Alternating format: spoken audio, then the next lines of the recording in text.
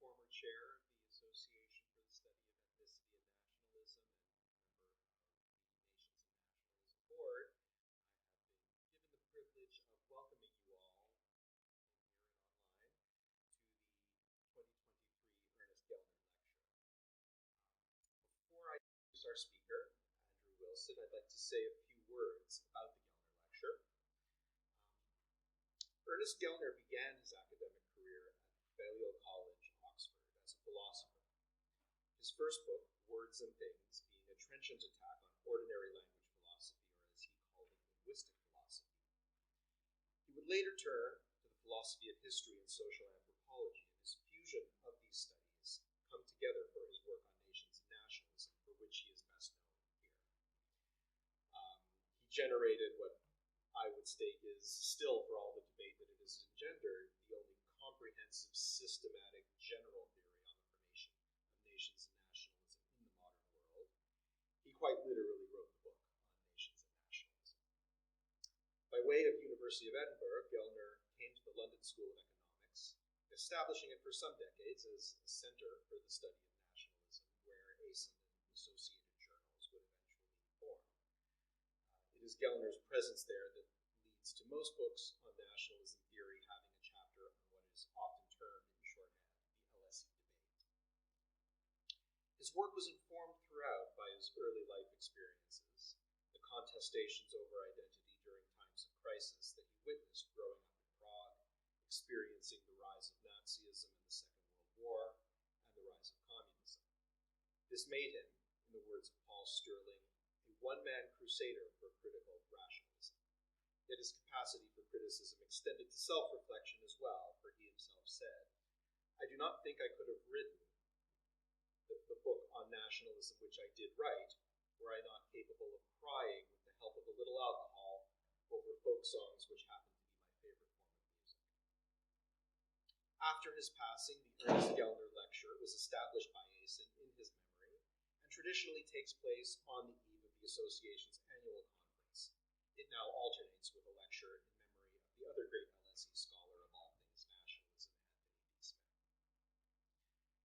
This evening's Gellner lecturer is Andrew Wilson, a senior policy fellow at the European Council on Foreign Relations and professor of Ukrainian Studies at University College London. His monographs include Ukraine Crisis, What the West Needs to Know, Belarus, The Last European Dictatorship, and Virtual Politics, Faking Democracy in the Post-Soviet World. His articles have appeared in Party Politics, the Journal of Contemporary History, and of course, Nations and Nationalism. He has also written for The Guardian, The Mirror, La Vanguardia, and El País.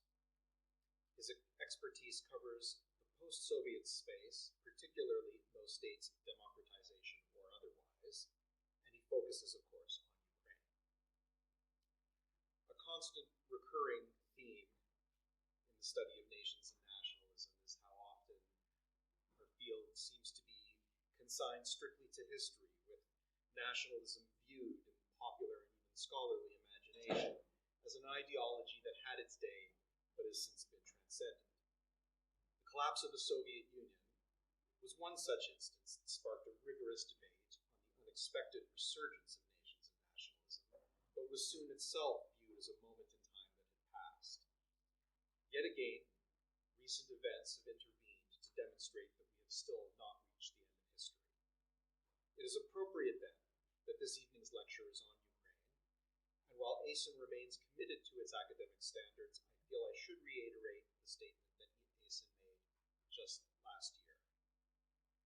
As a scholarly organization that has members in both Ukraine and Russia, which has published on Russia and Ukraine in our journals and organized events on both countries, the Association for the Study of Ethnicity and Nationalism deplores the unprovoked Russian invasion of Ukraine. The invasion is a grave violation of international law and an attack on a sovereign democratic state. We particularly condemn the denial of the existence of the Ukrainian nation implicit in Vladimir Putin's statements. We hope that peace can quickly be restored. Our thoughts are with the people of Ukraine, and particularly our members and other fellow academics. The title of this evening's Gellner lecture is Ukraine at War, Baseline, Identity, and Social Construction. So without any further delay, Professor Andrew Wilson.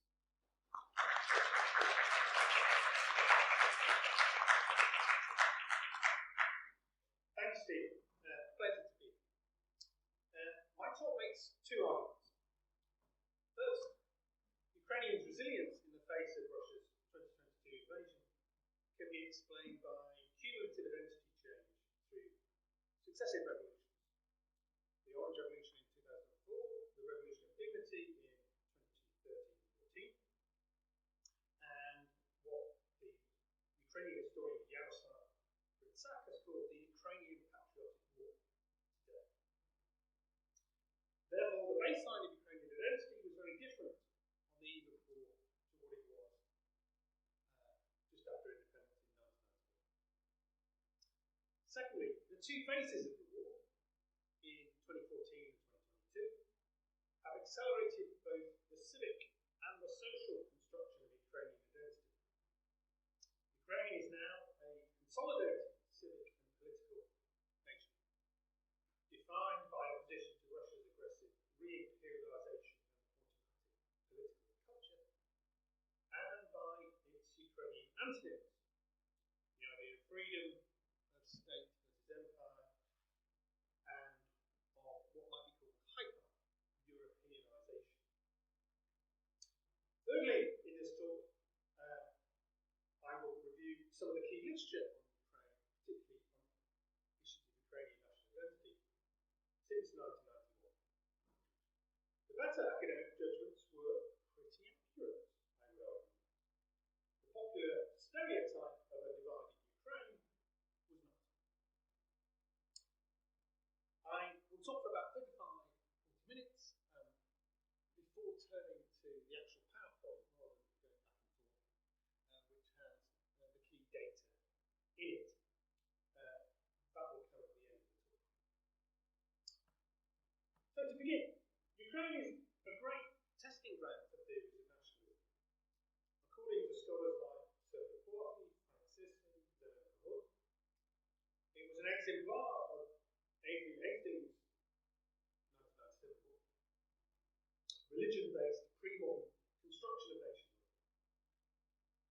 In the 16th and 17th centuries, the local Orthodox Church was heavily influenced by the Renaissance, Reformation, and Counter-Reformation, at a time when the Russian Church resisted all such influence or change. Along with the Uniate Church established in 1596, the Ukrainian Orthodox culture provided a way of being in between Roman Catholic Poland and Orthodox Russia of the doctrine of the Third Rome. Moreover, associated Cossack culture provided key mythomoteurs for an early modern nation: liberty, government by contract, and horizontal self-organization. Ukrainian, or Ruthenian, to use the terminology of the time, Cossacks were differentiated from Russian Cossacks as they were escapees from largely Polish state authority, rather than guarding and expanding the frontiers of the state, as in Russia. The leitmotif of freedom also came from first protecting the local population, not against Russia, but against Crimean Tatars, and then, ironically, sharing their fate, to be absorbed by the Russian Empire at the same time in the late 18th century. I won't read out all the footnotes, but here I've written Rory Finn and Blood of Others, an excellent book that came out last year on Crimean Tatar culture. And this mythology is resonant today, even though Ukrainian history is admittedly discontinuous, even though this early modern nation was deconstructed in the 18th century by its absorption into various empires, mainly the Roman Russian Empire. But precisely because it was this early modern construct made out of ideas around religion and the social phenomenon of Cossackdom, it is easier recoverable today. And its ideas are particularly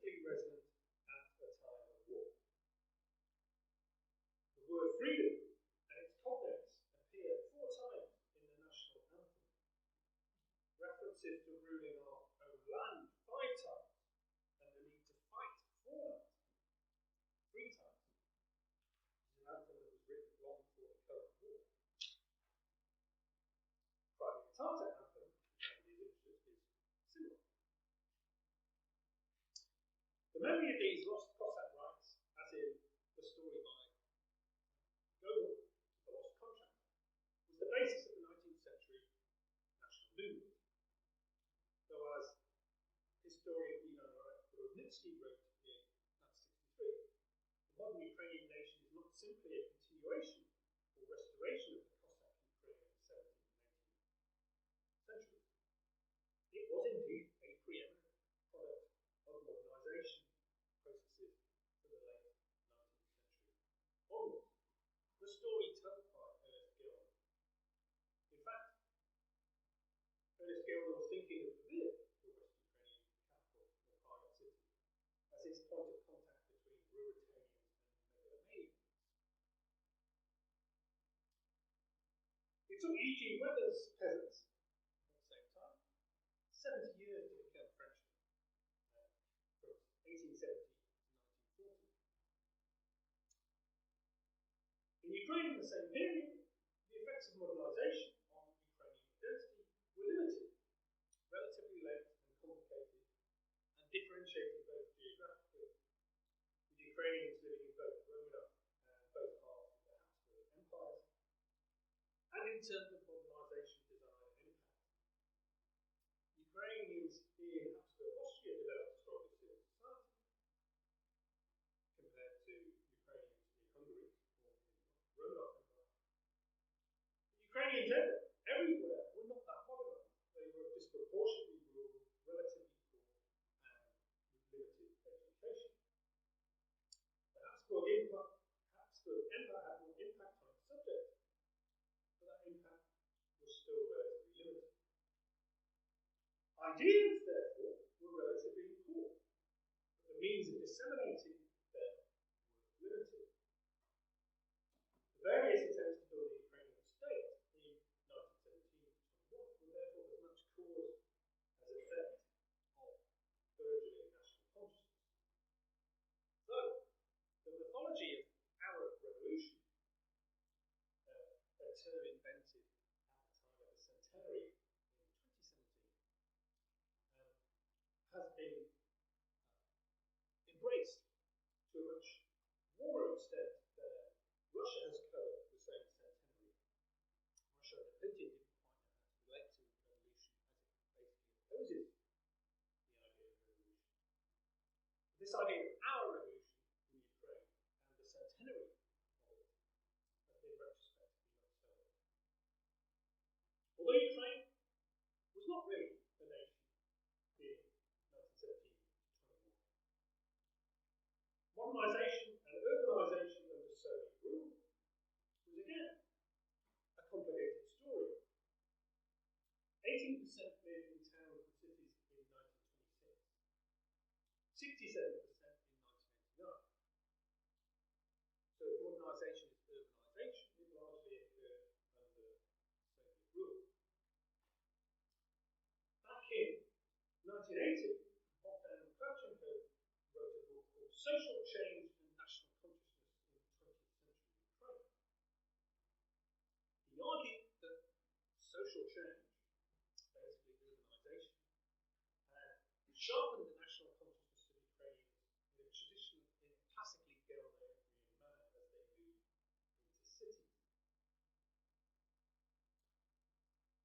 A critic at the time, Alexander Mockle, answered that this mattered little. Ukrainians could not express their national identity because the political system didn't allow them to. Krizio and Wilson, 1994, gave a more nuanced answer. Some cities were indeed Ukrainianizing. Lviv, for example, had dramatically lost its traditional Polish and Jewish populations during World War II and the Holocaust. It was therefore capable of Ukrainianizing the peasants who were sucked into its environment after 1945. Though even there, the Soviet atmosphere mattered. The title of the book by Taras Sirov in 2015 indicates the paradoxes of Ukrainian Lviv, a borderland city between Stalinists, Nazis, and nationalists. So even Lviv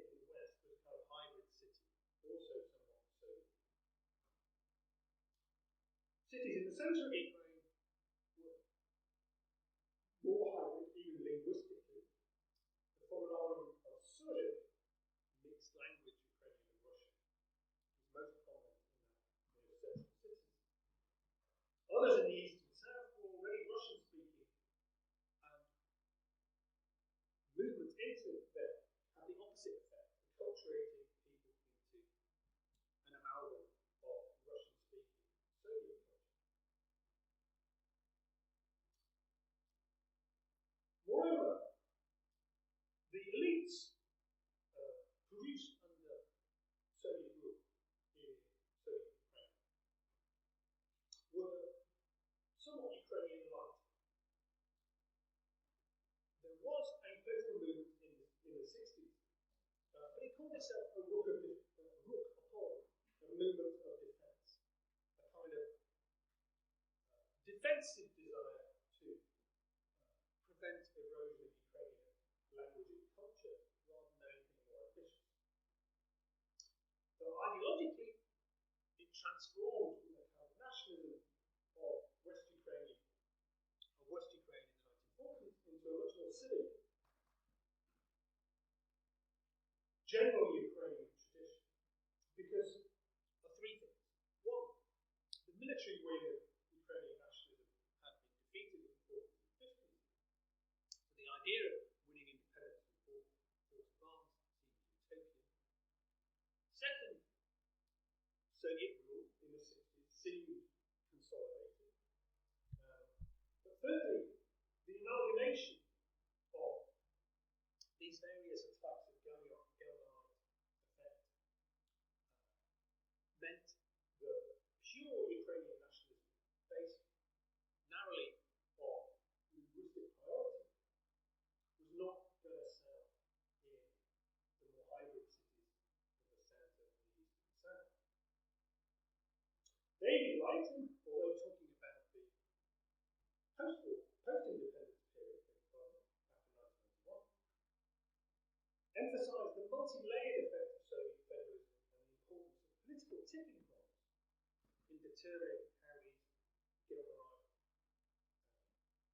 contacts between Ruritanians and Megalomanians actually played out. So our first baseline 1.0, is the type of Ukraine at independence in 1991. Despite the idea that the Chernobyl disaster in 1996 awakened Ukraine, only limited public politics was possible in Soviet-ruled Ukraine until proper democratization as late as 1990. In the elections held in Ukraine in that year, in March, the main opposition movement, which saw itself as national democratic but promoting Ukrainian culture and language, much like the generation of the 60s, was only able to win about a quarter of the seats. Unlike the Baltic states, Moldova and Georgia and Armenia, were decisive majorities backed independence. Popular mobilization was a factor, as in the Baltic states, but numbers in Ukraine were smaller, and the purpose of popular mobilization was to try and radicalize Russia and to strengthen its hand with the communists. Unlike in the Baltic states, where the purpose of popular mobilization was to demonstrate overwhelming rejection of Soviet rule legitimacy. So Wilson and Kuziev, 1994, quote, leading dissident Levko Lukianenko in 1992, who said, quote, independence only became possible because both nationalists, meaning Rukh, and communists agitated for independence. Nationalist movement wasn't strong enough to achieve that on its own. So independence was achieved by a fateful grand bargain in 1991. Rukh made common cause with former communists who got to keep their jobs if they So under Ukraine's first two presidents, Leonid Kravchuk, 1991 to 94, and Leonid Kushma, 94 to 2005, Ukraine remained post-Soviet. There was independence but no real social revolution. And for Ukrainian nationalism in the 1990s was what I call a minority fate in a book written in 1997. In the sense that its full package of precepts was only backed by this electoral 25%, which is basically historical Western regions and the capital Kiev. Ruch survived until the 1998 parliamentary election, largely because its cultural Ukrainianization agenda remained unfulfilled. It came second in that election with 9.7% of the vote. But ironically, the Communist Party came first, still around in 1998. So you had a minority faith of Ukraine. Ukrainian nationalism at that time could be classified as a minority faith. The rest of the country included a smaller minority of pro-Russian or Soviet nostalgia groups, with a large amorphous middle ground in between. So that should be emphasised. Pro-Russian nationalism in Ukraine was also a minority faith, much smaller. A party that you probably never heard of, Russian Unity, for example, won 4% of the vote in the 2010 elections in Crimea. Its leader, Punchline, is now Prime Minister of Crimea, having been installed by Russia. But 4% was what he could gather in a genuinely popular vote. Different academics use different labels and concepts for the middle ground, the in-between, the post-Soviet amorphous Ukraine at that time. Paul Puri, for example, 1996, National Identity and Politics in South and East Ukraine, talked eloquently about mixed identities. Valery Khmelko and others, who were only able, really, in surveys in the 90s, only able to gather ethnicity and language as data, put them together to posit Russian-speaking Ukrainians as a key middle ground. Others talked about regional identities. There was a very productive academic debate by Henry Hale, Lowell Barrington, and Gwendolyn Sasso and others about region as a factor in itself, over and above ethnicity or language in Ukrainian identity politics. The Ukrainian cultural critic Mikhail Revchuk talked about Creolism, post-colonial hangover affecting many Ukrainians who still spoke Russian but adopted many Russian cultural precepts. This debate about post-colonial Ukraine was therefore already active in the 1990s in the work of Stephen Velichenko, Marko Pavlishin, and others. This is our first baseline 1.0. Ukraine's initial post-Soviet period lasted 2 decades, until a transition period beginning with the Orange Revolution in 2004 and the Maidan Revolution of 2013-14. This was a third decade of double refoundation and cumulative transformation. Helps to think of Ukraine as becoming independent in 1991, but basically refounded 3 times by these 2 domestic revolutions and by 2 wars with Russia. These were the Ukrainian equivalent of what others have called the impressionable years. Pilot 2021, referenced in McGill 2023. They're writing about the Gorbachev era and the poverty of the 1990s. Russians as impressionable years. And many Ukrainians were similarly impressed upon in the Gorbachev era in the 1990s. But for them, those years have been displaced as kind of central reference points by the domestic revolutions and wars with Russia.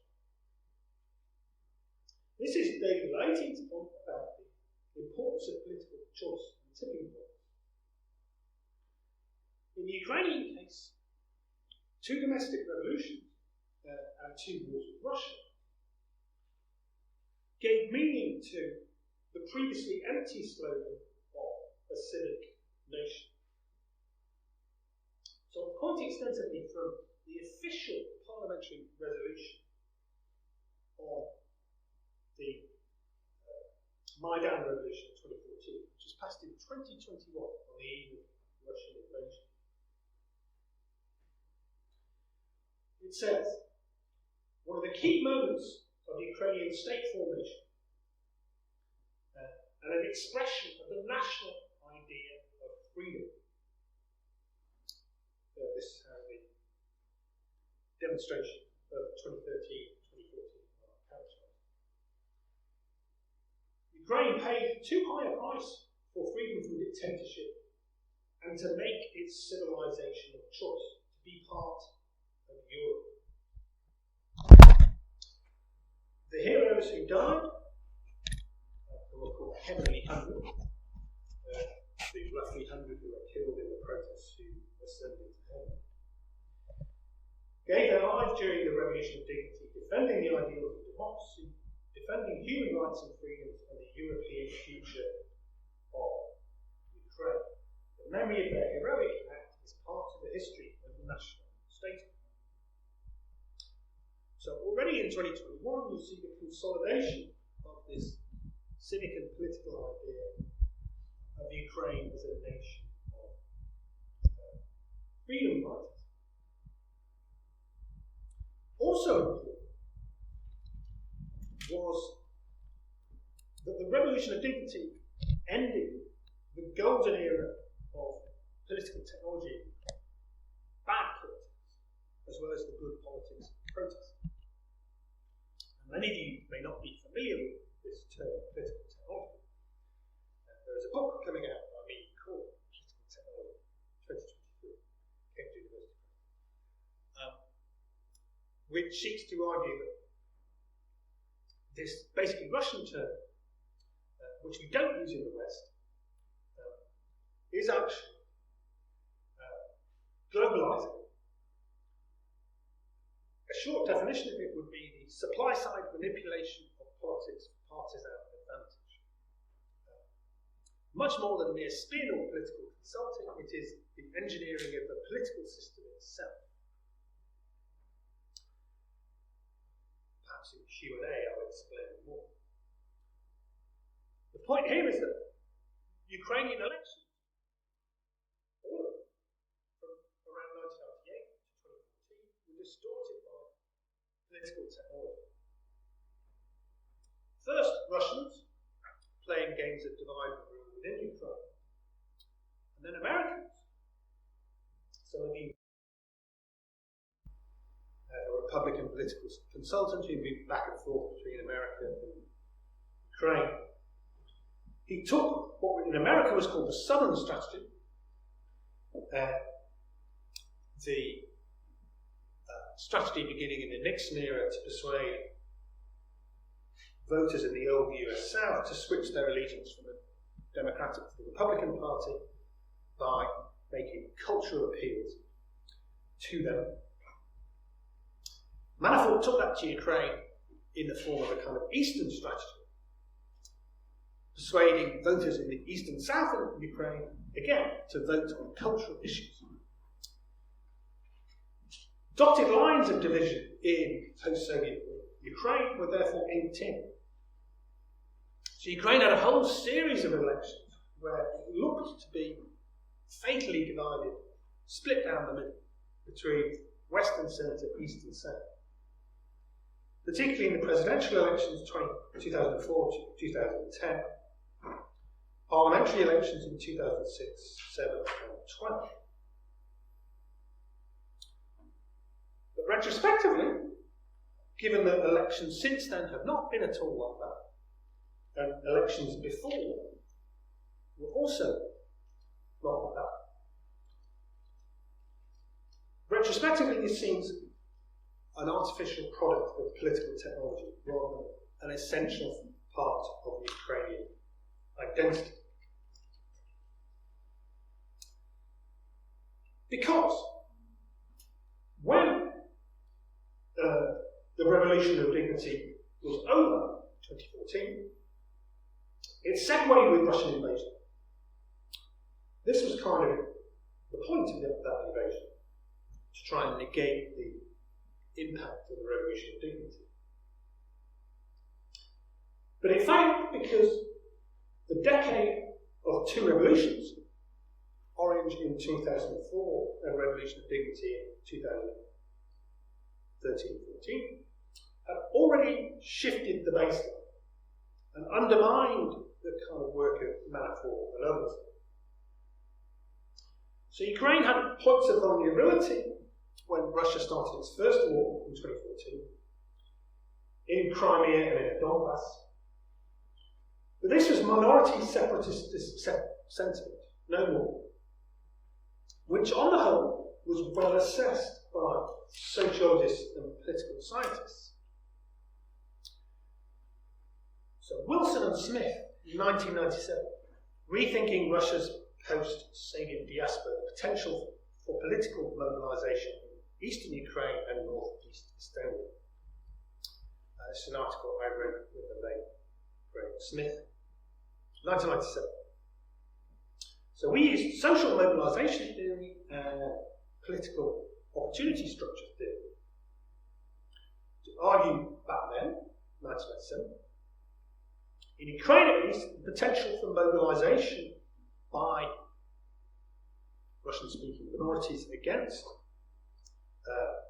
majority Ukrainian culture was limited. Firstly, because of identity. There is no such thing as a Russian community, a Russian-speaking community, or a Russian-oriented community in Ukraine. These are millions of people divided into separate sub-communities. Although Russia has constantly shifted along these categories,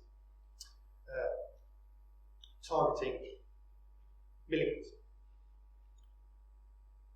But it's targeted them in a particularly Russian way, again through political technology, thinking that a Russian world could be created by political technology, by government-organised NGOs, by propaganda messaging. In fact, the whole idea of a Russian world was first proposed by political technologist Piotr Shchedrovitsky, founder of the methodology school of social engineering in Russia. So the idea of Russian world was itself a kind of political projection outwards into a series of communities which didn't really understand it. Secondly, we emphasised in 1997 the importance of elites. Thirdly, political opportunity. Case study literature at the time, in the 90s and the noughties, for example, on the crisis in Crimea in 1994, put these two together, elites and political opportunity, to show that the crisis in Crimea in 1994 happened because Kiev was overconfident and allowed elections in Crimea that produced a separatist president and parliament. But that political opportunity to mobilise against Kiev was soon closed by elite agreement in 1995. Important because that didn't happen in 2014.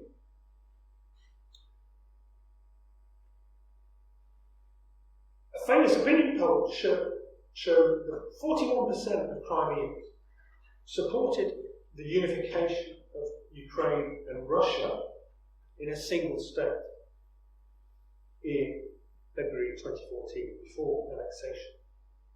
It isn't quite the same thing as what they got, Crimea joining Russia. 41%. A similar poll in the Donbass at the time asked, do you support the idea of your region succeeding from Ukraine and joining Russia? Support in the two regions of the Donbass, one is called Donetsk and other Luhansk. Definitively answering yes to that question was 12% in Donetsk and 13% in Luhansk. So this is our baseline 2.0 in 2014. So Ukraine is a somewhat more consolidated state with a problem of minority separatism, arguably at quite high levels for any state,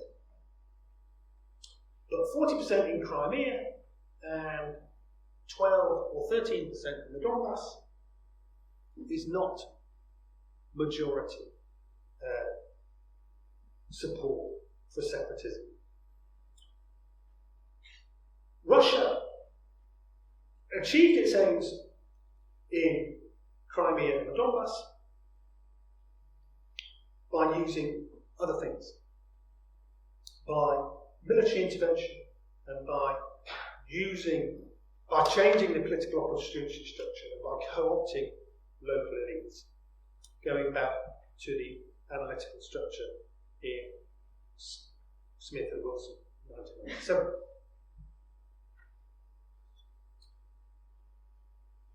Baseline 3.0. Since then, if our picture in 2014 was of a consolidating Ukraine which had some problems at its periphery, baseline 3.0, by the time of war in 2022, Ukraine was a more consolidated society. For two reasons: civic success and Zelensky, the current president. Firstly, civic. Andreas Gellner, in Nation Building, Why Some Countries Come Together While Others Fall Apart, argued for three mechanisms that bridge ethnic divides. I'll mention two. The first is the density of voluntary and civil society networks that, quote, knit together different regions into a quilt of political networks. The density of voluntary and civil society networks. The second is the state's capacity to provide public goods. Now, despite many disappointments, Ukraine improved dramatically on both these fronts, even before Zelensky was elected in 2019. What Ukrainians call skimming, which means big corruption schemes, were much reduced. The banking system, which was notoriously corrupt, was cleaned up. Ukraine's many state-owned enterprises began to work more for the consumer than for their owners. You could write an entire book on the Ukrainian railways, which doesn't sound like an interesting subject.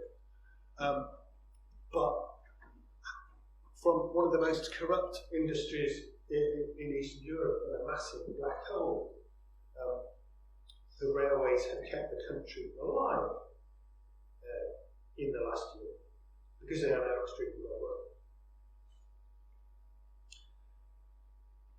Why didn't the then President Poroshenko win re-election, therefore, given there were already considerable improvements made after the Revolution of Dignity in 2014? Well, a simple answer would be that all Ukrainian presidents lose elections.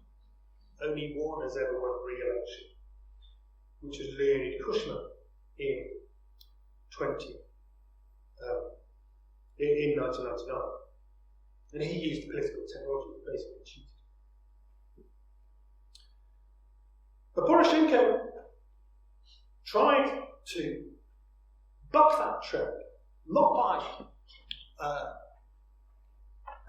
stressing the kind of handbook, sort of pocketbook achievements, the kind of bread and butter delivery of public services that he had actually presided over considerable improvements. He tried to depict his opponent as a national and an opponent of everything cultural that had been achieved in Ukraine since 1991. Poroshenko only won 25% of the vote. Zelensky more than 70%. So many people interpreted this as a new minority fate. That Ukrainian nationalism had gone back to this position where it could only command literally again 25% of the vote. This was fundamentally to misunderstand Zelensky and what he was about. Here's one better initial judgment by the philosopher Volodymyr Zelensky about Zelensky. The philosopher Volodymyr Zelensky, writing about Zelensky in 2019. Quote, Zelensky is a hybrid candidate who symbolises many interesting trends in eastern and southern Ukraine. He is a mirror of people living in these regions who may have had at one time pro-Russian or pro-Soviet views. After Russian aggression, they no longer have illusions about Moscow. At the same time, they cannot yet fully identify with the Ukrainian cultural project. They identify with Ukrainian President Leonid Kushma's slogan, Ukraine is not Russia, famous ghost-written book. But they do not know exactly what Ukraine is. In this sense, Zelensky is part of a post-colonial society slowly moving from its post-Soviet identity to something more modern and Western. To paraphrase, Yermolenko explains Zelensky's victory because Zelensky was one of us. He was one of these amorphous voters who had bought into some parts of the Ukrainian project by 2019, but not all. And here I will cite an excellent book that came out last year by Oliver Runch and Henry Hay called The Zelensky Effect,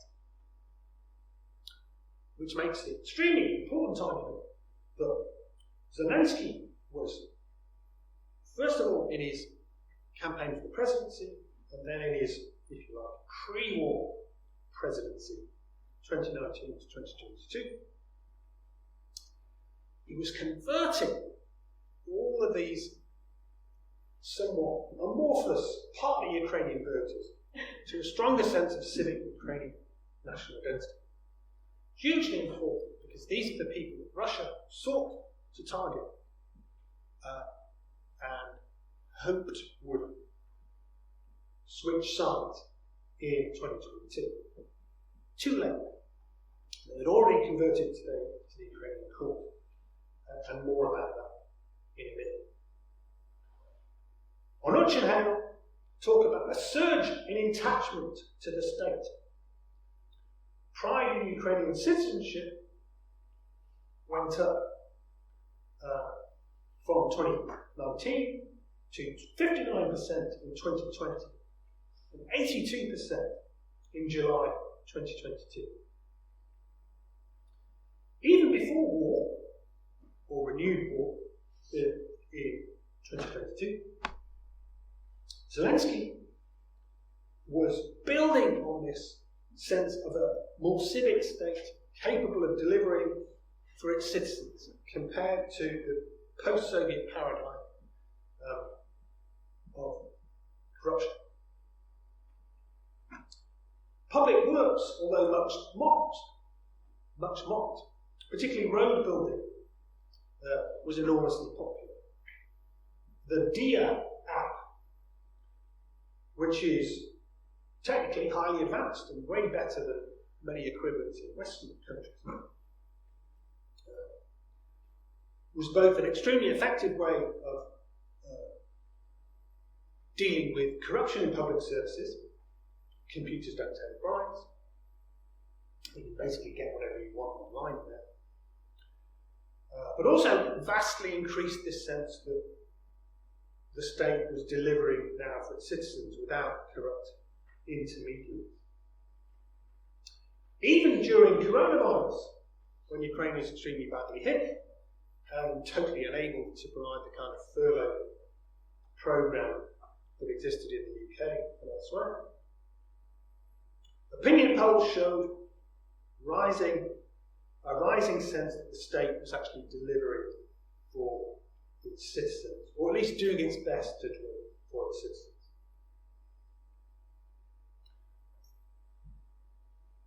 Finally, war. There's huge literature in nationalism and studies on war and national identity. Politics and the politics of war can trump each other, but in the Ukrainian case, they have clearly complemented each other in recent years. War has been hugely important in consolidating Ukrainian identity and its ideational basis. Partly in Charles Tilley's sense of a state-led consolidation since 2014, of territory, of a fighting population, and the resources to acquire the means of war. But more bottom-up than top-down. Here I'll quote Ernest Renan, Anthony Smith, and John Hutchinson. Ernest Renan said, "A people shares a glorious heritage as well, regrets and a common programme to realise. Having suffered, rejoiced, and hoped together is worth more than common taxes or frontiers that conform to strategic interests and is independent of racial and linguistic consideration. Suffering, rejoicing, and hoping together creates common identity." Anthony Smith. "The war experience may unite previously disparate groups and differentiate them from threatening others. The salience of key national myths increases or is even sacralised by war. War creates harder boundaries between us and them, friends and enemies. The threat of death and conquest can force populations to confront fundamental questions about their identity and purpose." Finally, John Hutchinson. "The constitutive myths of many nations are derived from war experience." So in Ukraine, you see various types of, crudely, broadly, social construction under the traumatic pressure of war. And I'll show a lot of data to illustrate this shortly.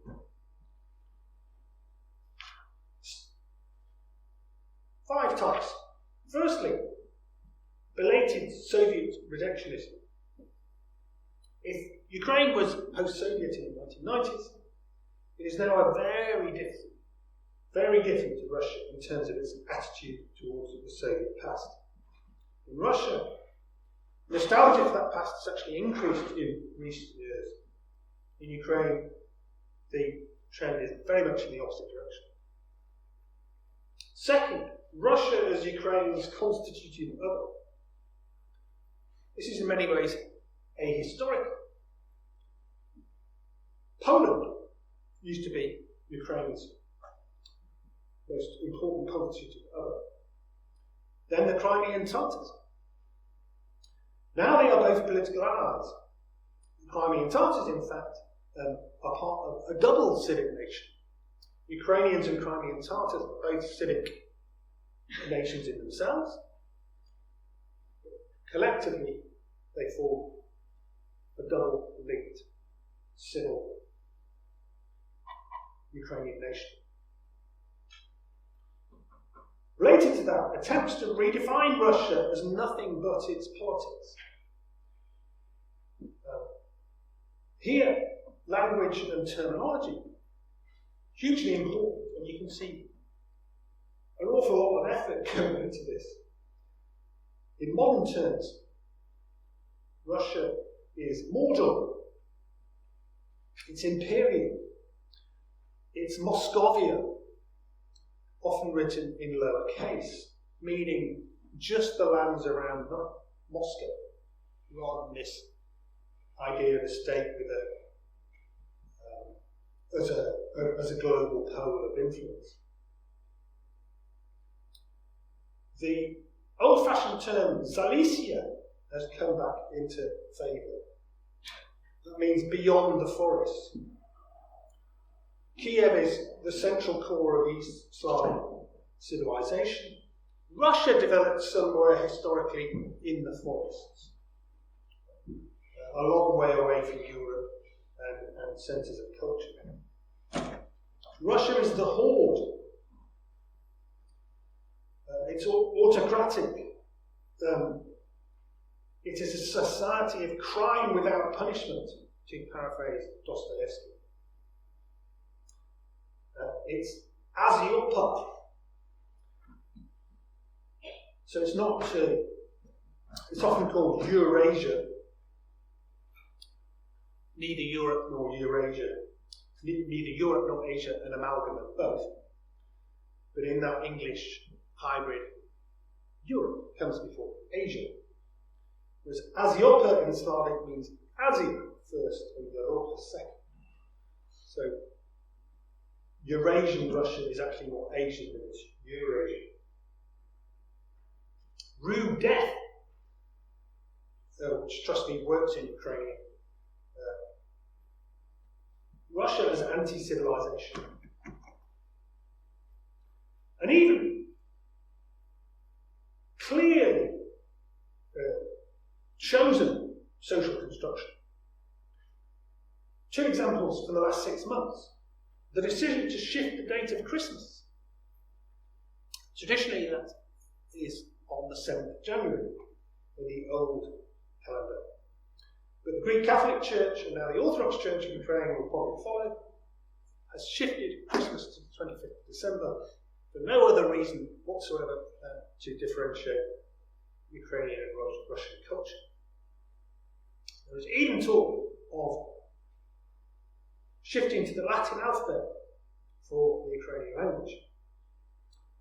Again, to differentiate it from Cyrillic alphabet as used for Russia. Thirdly, the idea of one struggle. That the current war is a continuation of permanent war between Ukraine and Russia. I'll put some data on that in a minute. Fourthly, disappearing Russians. According to the last Soviet census, there were just over 11 million Russians in Ukraine. Many, therefore, talked of the Russian minority at the time as the largest national minority in Europe, although, to repeat, it wasn't really a single community. Now, the number of Russians, because of re-identification, data to come, is 2.2 million. Only about 1 million of that is due to out-migration. So, 11 million in 1989, 2 or 3 million today. That means Putin, who launched this war to save Russians or protect Russians, has basically lost 8 or 9 million Russians in Ukraine. Fifthly, the idea of freedom. That's often called svoboda in Ukrainian, which means the general political condition of freedom. But it's also volume, which means freedom as will or willpower, the will to survive. Freedom as self-defense against aggression. Freedom as living in truth against Russian propaganda and lies. And finally, the equation of Europe and freedom. Ukraine is European because Europe values freedom and Russia does not. So I'd like to finish with the data that I promised to illustrate all of this. Before I do, Gerard Toll has sounded a sceptical note about opinion polling in wartime. Quite right. So have Henry Yale and others on polling in Russia. In Russia, people talk about what Henry Hale calls authoritarian rallying, partly because of fear of an authoritarian state. There are also problems of Potemkin polling. Opinion pollsters ask questions designed to solicit the kind of evidence that they think the leadership in the Kremlin wants to hear. There's a whole literature on problems of polling in Russia. Now, some of those problems also exist in Ukraine, not the fear of the Kremlin. Gerard Toll has talked about patriotic performance and social desirability. People say what they think is the right thing, particularly at a time of war. Just to quote two examples. 93%, according to recent polls in Ukraine, see a promising future for their country. Now, that can't be an economic statement, it can't be a social statement. It must be a general existential statement.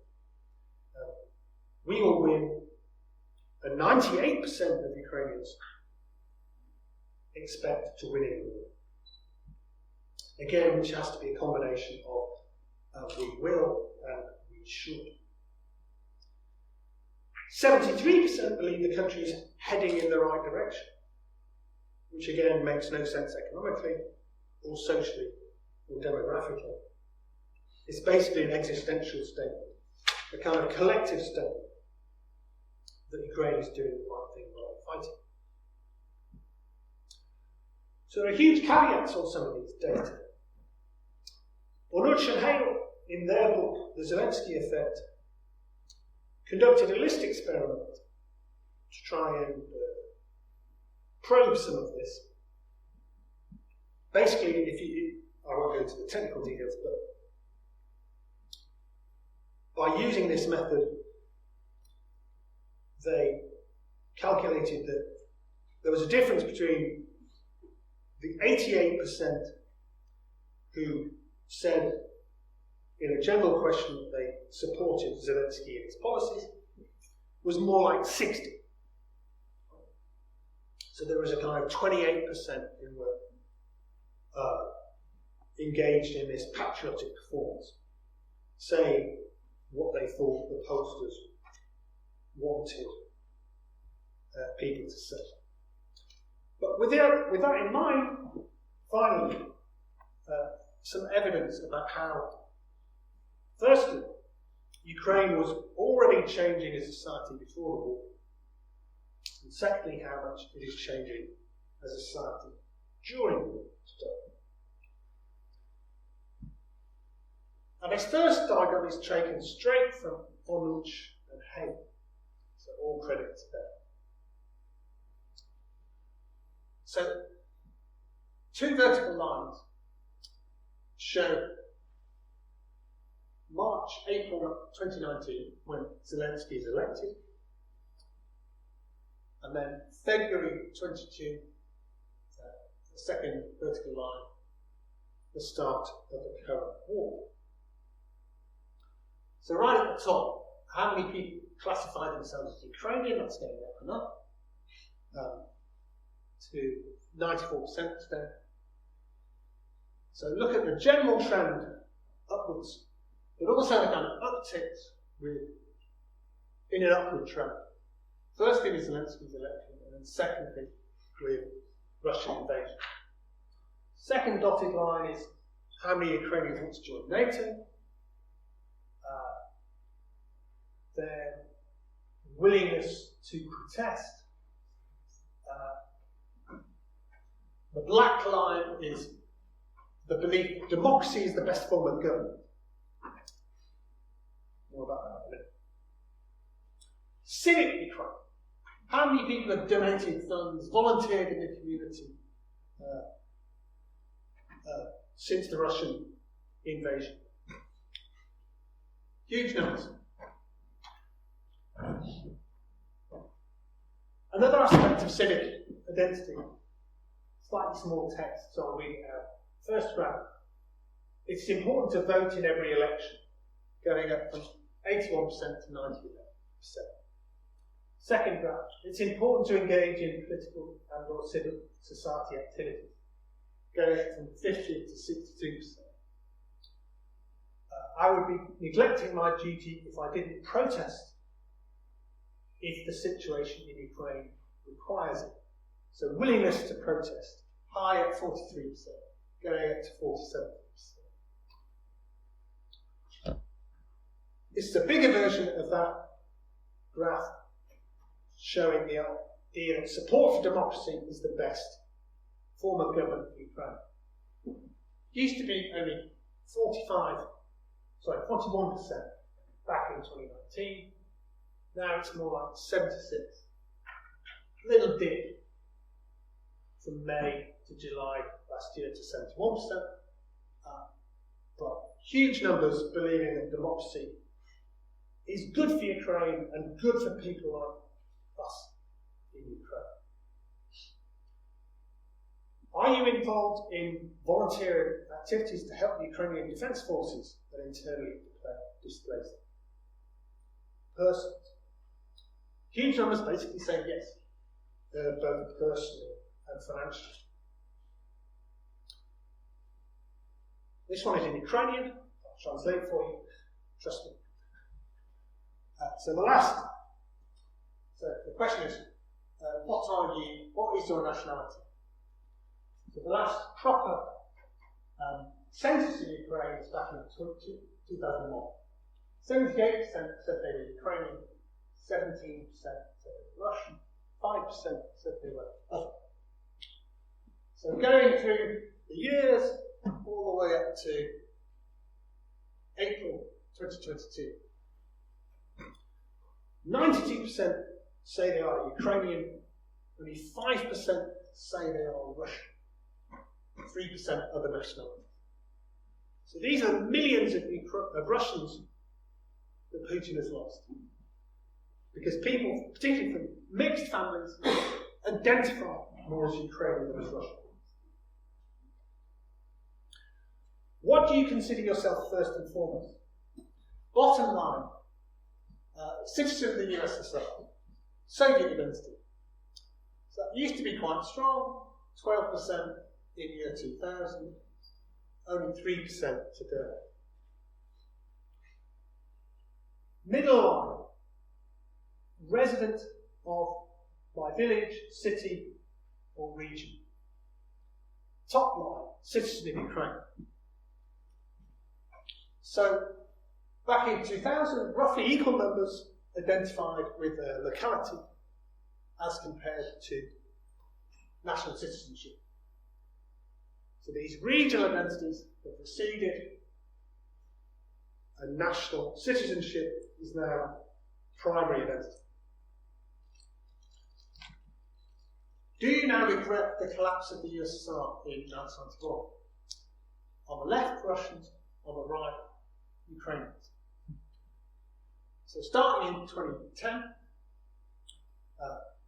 before recent revolutions, Ukraine and Russia were in roughly similar position. In Russia on the left, regretting the collapse of the Soviet Union, numbers in blue have actually gone up to 2021. Whereas in Ukraine, from a similar starting point, huge collapse in nostalgia. And notice how it accelerates in recent years. Attitude to World War II should, may I, be celebrated as Victory Day, the Soviet tradition, and Putin has put an enormous amount of state money and propaganda into promoting this idea. So in 2012, most Ukrainians agree, yeah, it's Victory Day, 74%. But now only 15%, and again, note how dramatically that shift has occurred in recent years. So a shift to the kind of supposedly European position that you remember the end of the war as a day of remembrance of war victims, rather than this kind of uber-patriotic Victory Day. What is your attitude towards the following historical figures? Bogdan Khmelnytsky was a Cossack leader, Mikhailo Khrushchevsky, a historian and head of the Ukrainian People's Republic in 1917. They've always been quite popular. Blue, dark blue and light blue, positive. But other people, Ivan Mazepa, who fought against Peter the Great, Stepan Bandera, nationalist leader, Simon Petlura, whose followers, who was also one of the heads of the Ukrainian People's Republic, but whose followers committed pogroms in 2021. These used to be much more controversial things, but now general approval is extended to them too, because they are seen as fighters in the same cause. This is in Ukrainian, but do you support the recognition of the OUN-UPA as fighters for the state independence of Ukraine? So this was kind of nationalist guerrilla army in the 1940s. So going back to 2010, you have quite a lot of red, negative attitudes. Not much blue. So a big change to seeing these previously controversial figures as also positive. You can see those blue numbers growing. This is Lenin and Stalin. Stalin on the left, Lenin on the right. Big falls in their popularity, which is a huge difference to Russia. This is Ukrainian, all of it, so I'll have to explain it. How do you stand to these wars? What is your attitude to the following wars? On the left, the war of the Soviet army with fascism. In the middle, the war of the contemporary Ukrainian army. On the right, the war of the UPA, the army in the 1940s. So blue is positive. So if you look at one in the middle, of course, the current war of the Ukrainian army is viewed extremely positively. So, on the whole, still, is war of the Soviet army in the 1940s. So, also, and this is a recent change, the UPA in the 40s. Anybody who fought for Ukraine is now seen as heroic.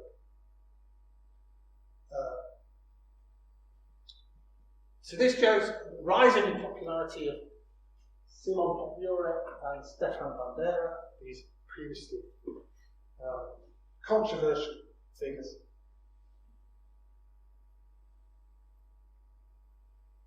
Do you support the banning of the St. George's emblem in Ukraine?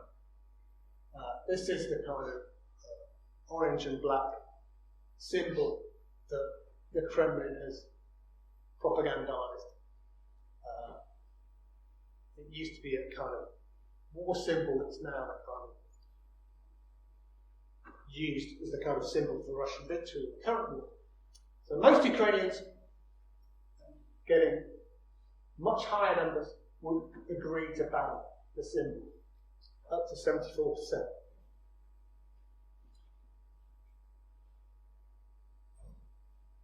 First figure, do you recognise acts of the Russian army in Ukraine as genocide? 92% in Ukraine. 78% for banning this St. George's symbol, and 77% would ban the symbols of Z and V. A consolidated national identity means that the answer to the question, should Ukraine compromise in order to achieve peace and preserve its independence and give up some of its territories? 8%, that's the orange bar at the top. Going down during the war, albeit a little down, 8%. 87% do not want any territorial compromise. Attitudes towards others. Let's take the second one. Residents of Russia. Used to be, even back in 2018, fairly warm, 47%, neutral, 30%, only 23% hostile. So you see 69% hostility now, even towards ordinary Russians, residents of Russia.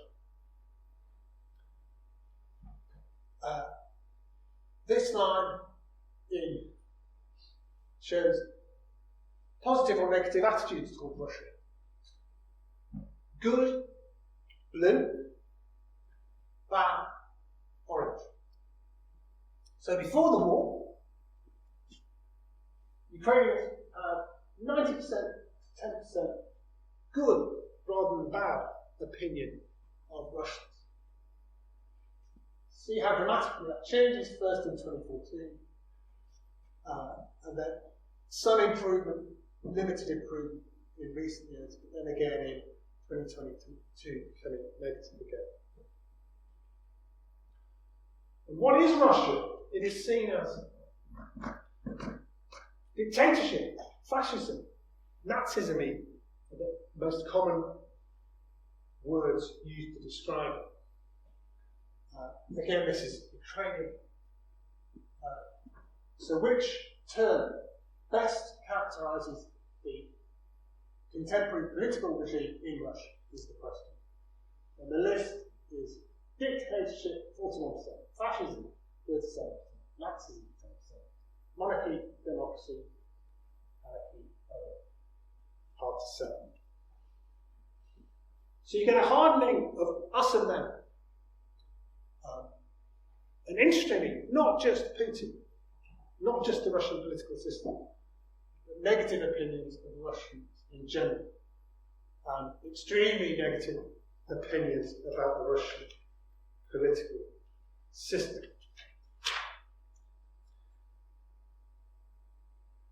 So to conclude, we often think of nation building as a 19th century phenomenon. It's happening in Ukraine right now. Not ex nihilo. Ukraine was already a nation, albeit an amorphous one, already at the time of independence in 1991. But it's changed enormously in 32 years, and the pace of change is accelerating as we speak. There's a new cliche, even, about Putin, the great Ukrainian nation builder. This is true, to some extent, but also not ex nihilo, not out of nothing. Putin has pushed more Ukrainians to join trends that were already happening and were already cumulative before 2022. But under the pressure of war, you can see a clear acceleration of these trends. I'll stop there. Thank you very much.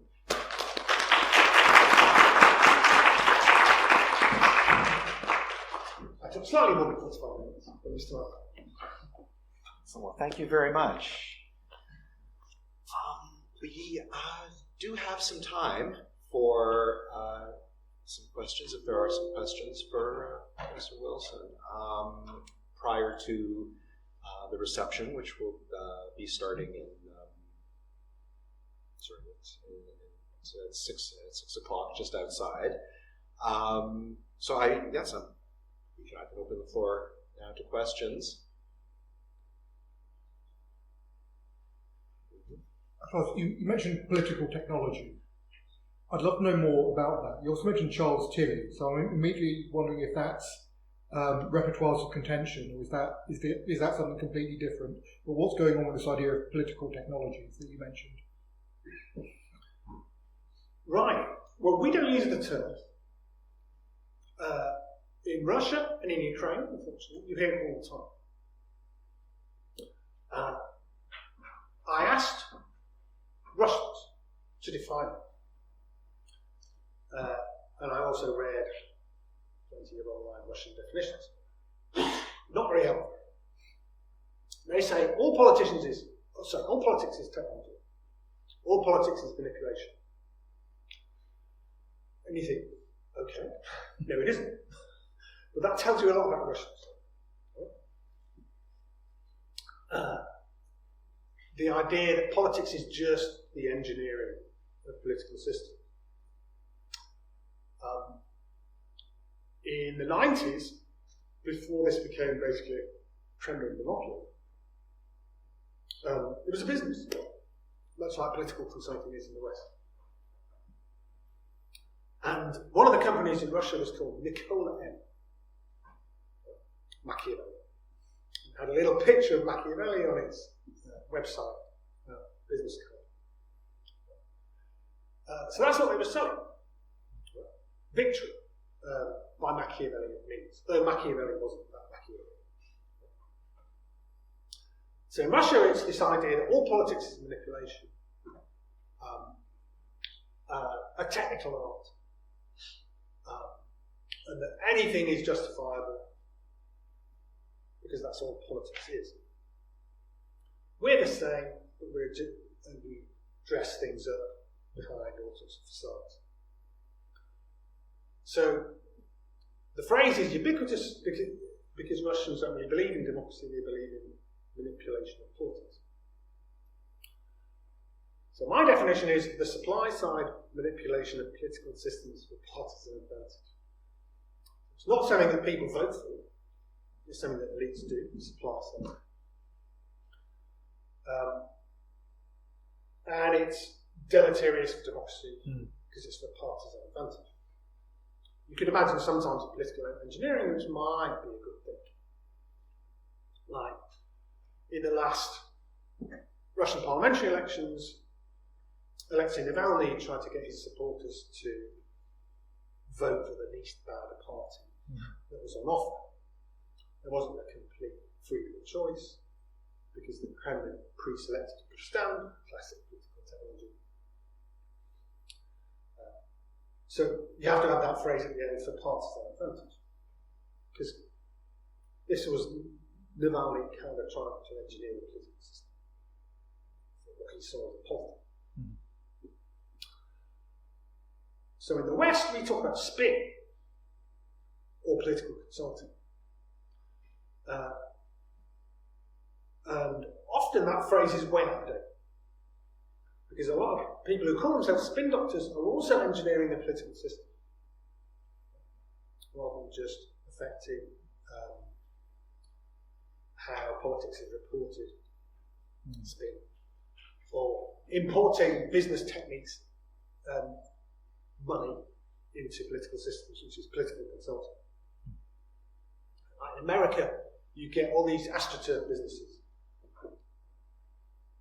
who will sell you anything. How many of you know what astroturfing is here in sports? It means creating a fake grassroots movement. Instead of playing sport on grass, you play it on fake grass. And astroturfing is faking public initiative. So that's, on my definition, that's political consulting. Political technology. Because you're engineering, you're creating something artificial. So what used to be a wholly Russian thing, you can see happening in the West too. Propaganda. Now, unfortunately, there was actually quite a lot of this in Ukraine. Though it peaked in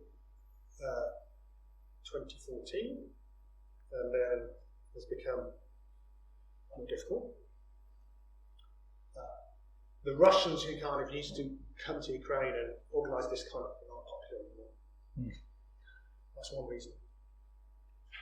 But another is public expectation. Zelensky gave a speech the other day, his annual address. He said, "No one in the front line will understand if at the end of the war we go back to the old ways of doing it. So we have to clean up our post-war."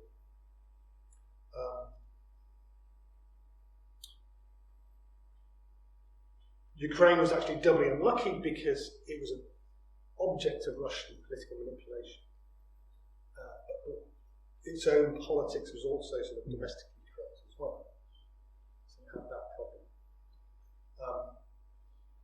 But there are some grounds for optimism post-war. Zelensky is personally liberated by his own popularity. The oligarchs who used to be powerful in Ukraine are much less powerful now because they've got so much money in the war. But they've also lost some of their media. So political technology is a phrase that's used a lot in Eastern Europe. If you define it properly, you can see that it happens in other countries too. But in Russia, it's ubiquitous. Everything is created and propagandized by these men.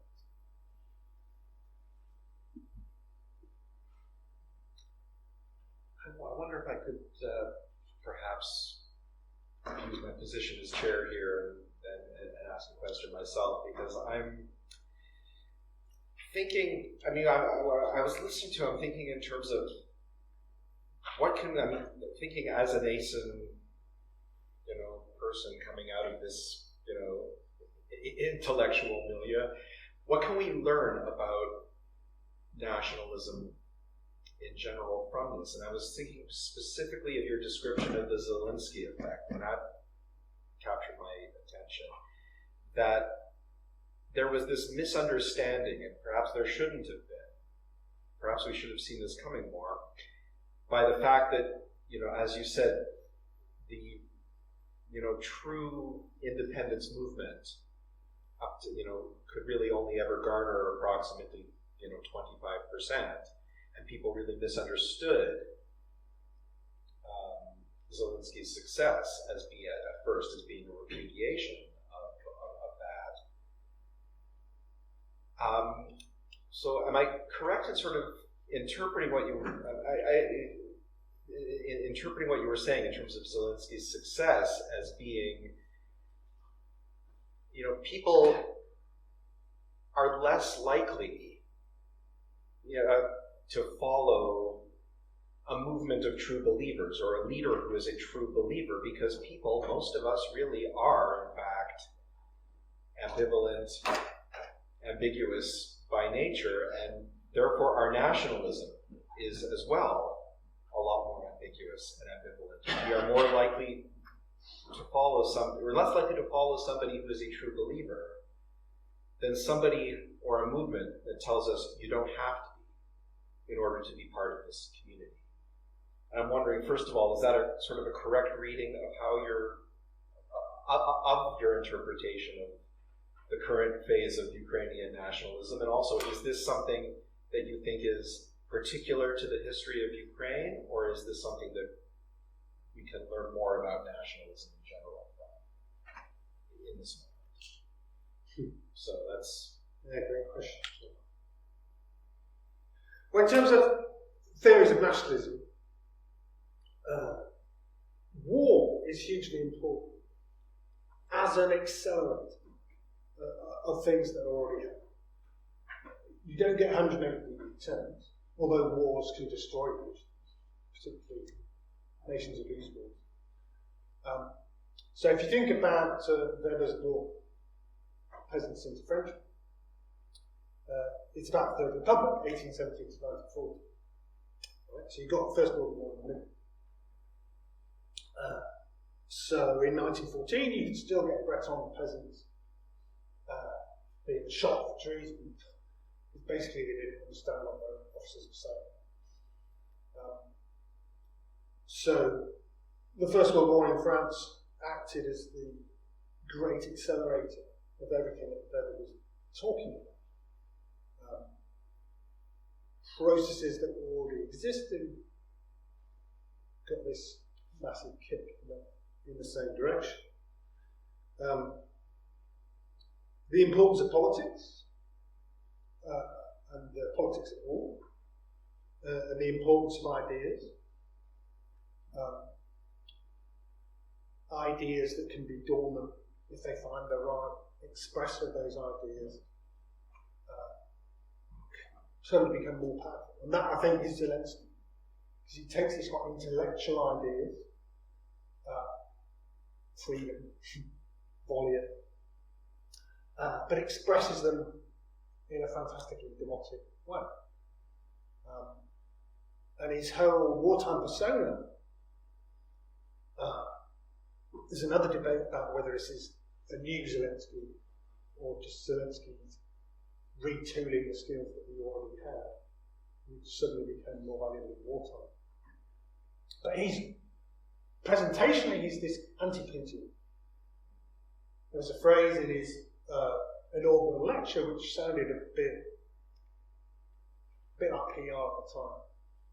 Any of you can be president, just like that. So it's kind of demotic appeal. I'm ordinary, you're ordinary, we mirror each other. It sounded a bit PR, but Putin never say that. Putin is, I am special, because I'm president, he has this hauteur, so on. So Zelensky, I think, is brilliant at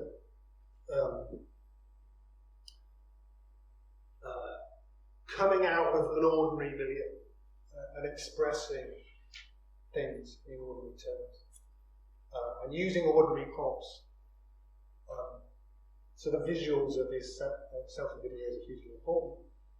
There was this moment in October which I think symbolised everything. He gave us a series of selfie videos in ordinary places in Kiev. Park opposite the university where people play with their kids and play chess and drink beer. And he was basically saying, after the war, we'll be back. This is the life that we love, and we'll get back to it. And then the next day, Putin bombed some of these places, basically to say, no, you're not. But that doesn't change the power of his original appeal.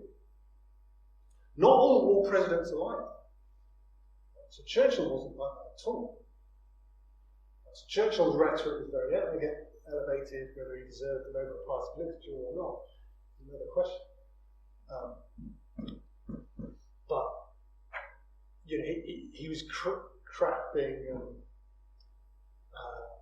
a much more literary style, and if you look at the words that Zelensky used in his speech to Parliament, there's this really clever echoing of Churchill as an appeal to us British audience. So he basically starts, we will fight them on the... He doesn't say beaches. He basically says, we'll fight them on the slag heaps. We'll fight them on the industrial estate. So it's kind of Ukrainianising it in a way that's recognisable to a British audience, but appeals to a Ukrainian audience as well. He's young, he's social media savvy, that obviously helps hugely. But he's very good at appealing to all audiences as well. So not all leaders are like that, but I think he is an extremely effective one. We have time for some more questions. Couple more. Yeah, building on that, I mean, I first found out about Zelensky when there was all these stories about the guy who played history teacher who accidentally became president has now actually become president. And then sort of after the war kicked off and he got a lot of attention, a lot of his old sort of comedy sketches came to the fore as well, which wasn't quite funny. But I was wondering, like, how does this work with him being seen as him having this extra image as a comedian or former comedian, him obviously being like quite a funny person? How does the sort of combination of like sort of war hero, sort of war leader image and comedian image, how does that play in Ukraine? Well, Zelensky isn't just a comedian. It's more like a national personality becoming president. Don't know what the equivalent would be in the UK. I suppose Churchill's quite funny and is remembered as being quite funny, but more as an amateur. Yeah. Well, wit, plus C, not quite the same way. Lenny Henry is not that analogy. Dame Edna. President Edna of Australia. Because he was a comedian, but also he won the Ukrainian version of Strictly Come Dancing, Dancing with the Stars. He did the voice Paddington. He's a successful businessman. So a lot of his own comedy, he was quite demotic. There's a lot of sexual jokes. He gave this interview when he said, because okay, you're a comedian. Who's your favourite comedian? And he said, well, Monty Python, okay, but my favourite is basically Ben Hill. So 1970s, crude, pretty sexist stuff. And he was popular in the sense that he would make fun out of everything without exclusion. So a lot of Ukrainian nationalists picked on the kind of anti-Ukrainian jokes that he's made in the past, and he's made a lot. He used to perform in Russia. He would sort of join in with Russian stereotyping about. A lot of countries have their equivalent of Irish jokes, when you kick down at people who are supposedly less cultured or whatever. And that's how Russians tell jokes about Ukrainians. And often Zelensky would have jokes like that. Ukrainians are stupid, or whatever. And often in isolation that looks bad. But his self-defense is that, I'll make a joke out of anything.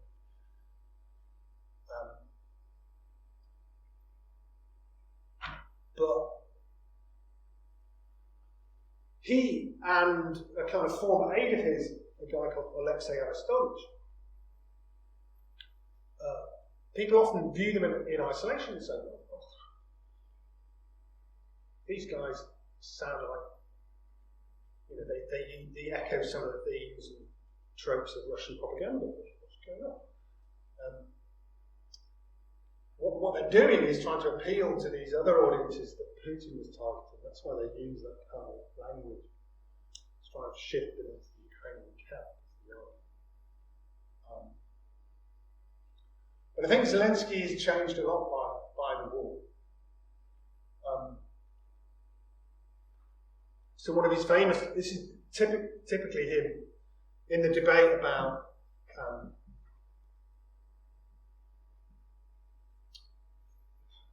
2015, Ukraine passed something called decommunization law. So cities, towns, streets with names from the Soviet Union should have the name changed. So no more Lenin Square or Lenin Street should be named after Ukrainian cultural figures or whatever.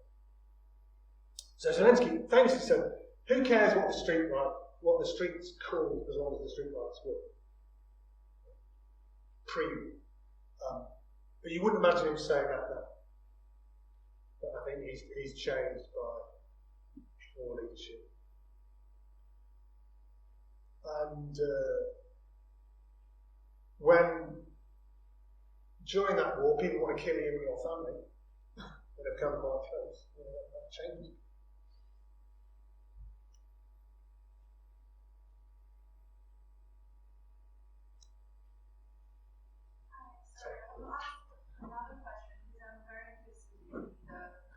Russians living in Ukraine, there was some things described about re-identification of them. So, like about millions of people choose not to be Russian anymore. And also towards the end, you see the pictures about how Russians lose their popularity in Ukraine. So how much does these two things stay together? Is it just purely like the population chooses to be not Russian anymore, or the meaning of being Russian changed over the years? Both. There is a backstory here. There are huge numbers of mixed marriages in Ukraine. So there's a big pool of people available to make an either-or choice.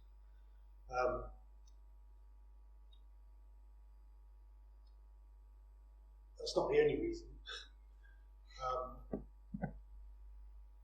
But it's interesting that people have shifted identity and identification with citizenship much more quickly than they've shifted language use. Some people are generally bilingual, but that's actually quite rare, even in a double language society. So it actually takes quite a long time to shift patterns of language use. You have to learn the other language.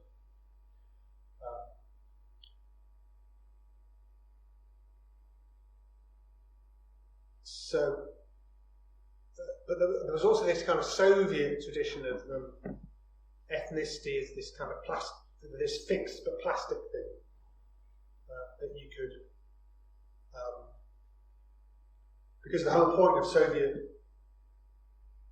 ethnic policy was to emphasize plasticity, national informed but socialist in content. You were labelled as a Ukrainian or a Russian or a Tajik or whatever. That didn't really matter because you were becoming Soviet. So I think there's also an element of that. In a post-Soviet context, people may change nationality labels more readily than in other contexts. But it's certainly related to this now negative idea of Russia. Which is actually pretty simple. Russia attacked us for no good reason. And Russia says that we don't exist. And Russian TV is full of this hyperbolic, crazy biliousness about how vile and disgusting Ukrainians are, day after day after day. So why would you associate with that? You associate with the antonyms, the opposite.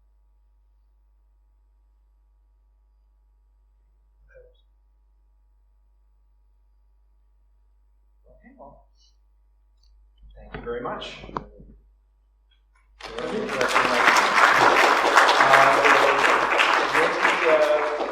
There is a reception.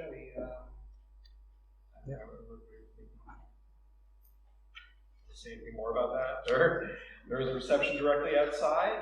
We can conclude the conversation and continue the conversation over liqueurs and drinks. Thank you very much.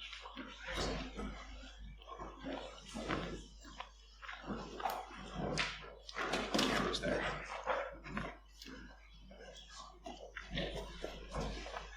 So I definitely took more than my. Oh no, that was really interesting. That was the kind of cue That was really I took from the pre-discussion that I could be a little bit relaxed about going over time.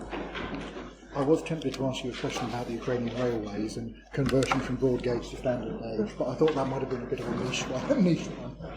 Oh, that's a thing as well, because it's currently have to change trains at the Ukrainian-Russian border, Ukrainian-Poland border. Yeah. And if possible,